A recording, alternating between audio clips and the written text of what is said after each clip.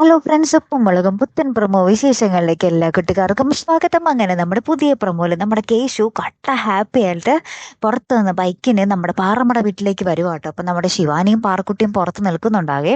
എന്നിട്ട് നമ്മുടെ കേശു ഭയങ്കര സന്തോഷത്തിൽ തുള്ളിച്ചാടി വരുവാട്ടോ. അപ്പൊ നമ്മുടെ ശിവാനിയും പാറക്കുട്ടി എന്താ എന്താ കാര്യം എന്ന് ചോദിക്കുമ്പോൾ നമ്മുടെ ഇവരോടൊന്നും പറയുന്നില്ല.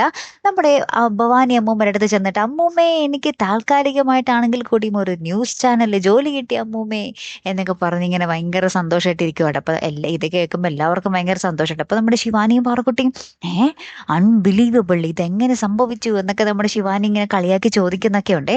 ലാസ്റ്റ് നമ്മുടെ കേശു വേഷമൊക്കെ മാറി ഇപ്പൊ ഒരു ന്യൂസ് ചാനലിൽ ജോലിയൊക്കെ കിട്ടിയല്ലോ. അപ്പൊ അതിനനുസരിച്ച് ജുബയും മുണ്ടൊക്കെ ഇട്ട് കണ്ണടയൊക്കെ വെച്ച് ഭയങ്കര ബുദ്ധിജീവിയുടെ ലുക്കിൽ ഇങ്ങനെ ജോലിക്ക് പോകാൻ വേണ്ടി ഇറങ്ങുവാട്ടോ.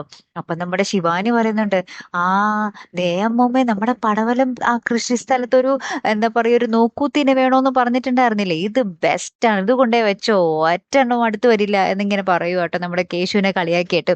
അപ്പൊ തന്നെ നമ്മുടെ കേശു നമ്മുടെ ശിവാനിയെ അടിക്കാൻ വേണ്ടി ഓടിച്ചൊക്കെ ഇടുന്നുണ്ടേ.